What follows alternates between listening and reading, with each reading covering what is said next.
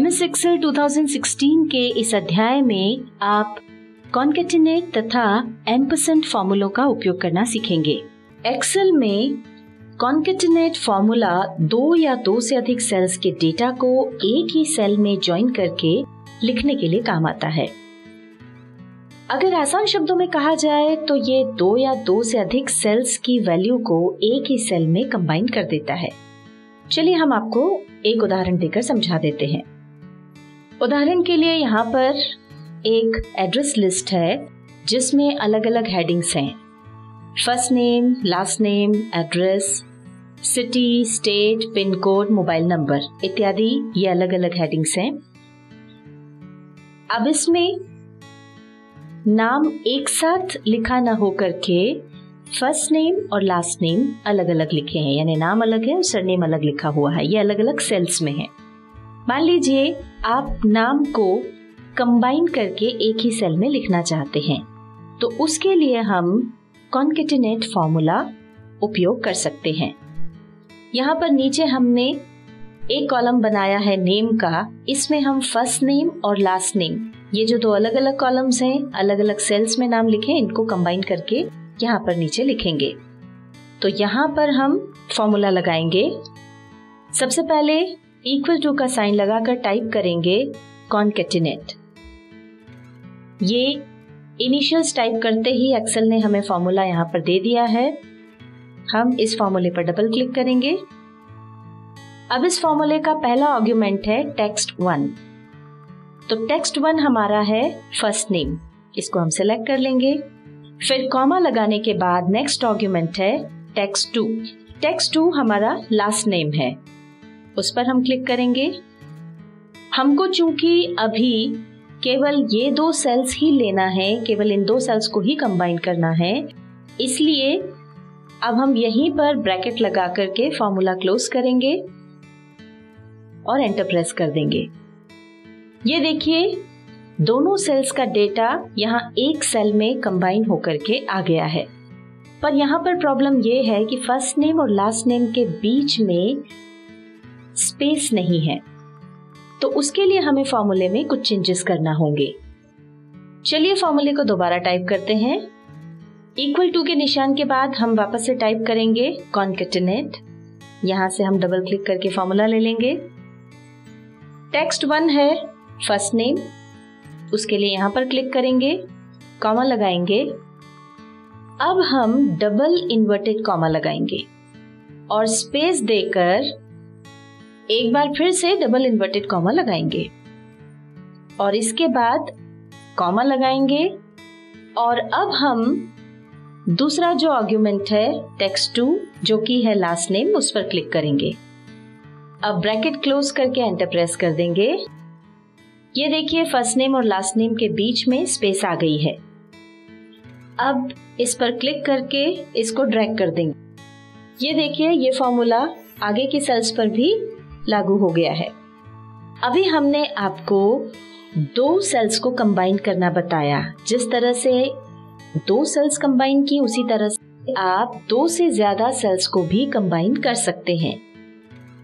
अब हम आपको ये जो पूरा एड्रेस है इसको कंबाइन करके बताते हैं, जिसमें कि हम ऊपर की जो 4 सेल्स हैं एड्रेस, सिटी, स्टेट और पिन कोड, इनको कंबाइन करके यहाँ पर लेना चाहते हैं। पूरा एड्रेस हम साथ में चाहते हैं।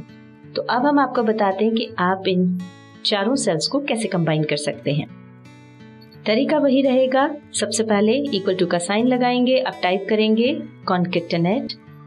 यहाँ पर डबल क्लिक करके ये पूरा फॉर्मूला यहाँ आ जाएगा। टेक्स्ट 1 हमारा है एड्रेस, इस सेल पर क्लिक करेंगे। अब कॉमा लगाएंगे। अब इसके बाद अगर हम डायरेक्टली टेक्स्ट 2 चुनेंगे तो फिर जैसा कि पहले हुआ था बीच में स्पेस नहीं आएगा। हमको बीच में स्पेस भी चाहिए और चूंकि हम अब सिटी का नाम लिखेंगे तो हमको कॉमा भी चाहिए। तो इसके लिए हम पहले लगाएंगे डबल इन्वर्टेड कॉमा। अब कॉमा लगाएंगे, फिर स्पेस देंगे और वापस से डबल इन्वर्टेड कॉमा लगा देंगे। अब एक बार फिर से कॉमा लगाएंगे। अब हमको सिटी चाहिए, इसलिए सिटी पर क्लिक कर देंगे। ये इंदौर पर हमने क्लिक किया, वापस कॉमा लगाएंगे और फिर से हमको कॉमा और स्पेस चाहिए, इसलिए डबल इन्वर्टेड कॉमा लगा के कॉमा फिर स्पेस और फिर से डबल इन्वर्टेड कॉमा लगाएंगे। अब हम कॉमा लगाने के बाद अगली सेल चुनेंगे जो है स्टेट की। ये हमने एमपी चुना, वापस कॉमा लगाएंगे। अब हमको पिन कोड चाहिए, तो हम चाहते हैं कि एमपी के बाद यानी स्टेट के नाम के बाद डैश लगा करके और पिन कोड आ जाए। तो इसलिए अब हम डबल इन्वर्टेड कॉमा लगाने के बाद डैश लगाएंगे। यहाँ पर हम स्पेस नहीं चाहते हैं, इसलिए डबल इन्वर्टेड कॉमा वापस लगा करके फिर कॉमा लगा देंगे और अब हम सिलेक्ट कर लेंगे पिन कोड वाली सेल। ये जितनी सेल्स हमको चाहिए थी वो सब हमने इसमें ले ली हैं और बीच में स्पेस, कॉमा, डैश जो भी चाहिए था वो भी ले लिया है। अब हम ब्रैकेट क्लोज करके एंटर प्रेस कर देंगे। ये देखिए, ये पूरा एड्रेस यहाँ पर कंबाइन होकर के आ गया है। इसमें ध्यान रखें, जो सेल्स आप कंबाइन कर रहे हैं उनके अलावा आपको जो भी चीजें बीच में डालनी है, जैसे हमने यहाँ पर कॉमा डाला है, स्पेस दी है, डैश लगाया है, ये सब आपको फॉर्मूला लगाते समय इन्वर्टेड कॉमास के बीच में डालनी होंगी। अब हम इसको नीचे ड्रैग कर देंगे तो ये देखिए बाकी सेल्स में भी ये फॉर्मूला अप्लाई हो गया है। अभी हमने आपको कॉन्केटेनेट फॉर्मूले की मदद से 2 या 2 से ज्यादा सेल्स को जोड़ना बताया। आप 2 या 2 से ज्यादा सेल्स को बिना कॉन्केटेनेट फॉर्मूला लगाए भी जोड़ सकते हैं। उसके लिए हम एम्परसेंड यानी एंड के लिए जो साइन का उपयोग होता है उसका उपयोग करेंगे। चलिए हम आपको वो भी बता देते हैं। ये फॉर्मूला भी उसी तरह से काम करेगा जिस तरह से कॉन्केटेनेट फॉर्मूला काम करता है। हम आपको फर्स्ट नेम और लास्ट नेम वाली जो सेल्स हैं उनको जोड़ करके बताते हैं। चलिए यहाँ पर हम वो फॉर्मूला लगाते हैं। सबसे पहले लगाएंगे इक्वल टू का साइन। अब हम फर्स्ट नेम पर क्लिक करेंगे। अब बिना स्पेस दिए एम्परसेंड का साइन लगाएंगे। ये जो एंड लिखने के लिए शॉर्ट में हम जो ये निशान लगाते हैं इसी को एम्परसेंड कहा जाता है। अब डबल इन्वर्टेड कॉमा लगा करके स्पेस दे करके एक बार फिर से डबल इन्वर्टेड कॉमा लगाएंगे। ये हमने इसलिए लगाया है ताकि फर्स्ट नेम और लास्ट नेम के बीच में स्पेस आ जाए। इसके बाद बिना स्पेस दिए फिर से एम्परसेंड का साइन लगाएंगे और स्पेस दिए बिना ही लास्ट नेम पर क्लिक कर देंगे। अब एंटर प्रेस करेंगे। ये देखिए, ये यहाँ पर फर्स्ट नेम और लास्ट नेम वाली जो दोनों सेल्स हैं वो कंबाइन होकर एक सेल में आ गई है। पूरा नाम एक साथ आ गया है।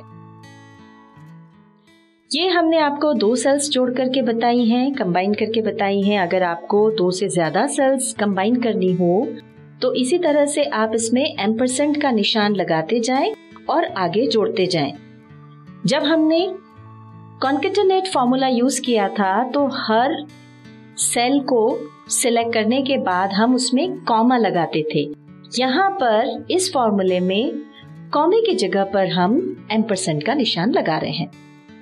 इसको जब आप नीचे ड्रैग करेंगे तो बाकी सेल्स पर भी यह फॉर्मूला लागू हो जाएगा।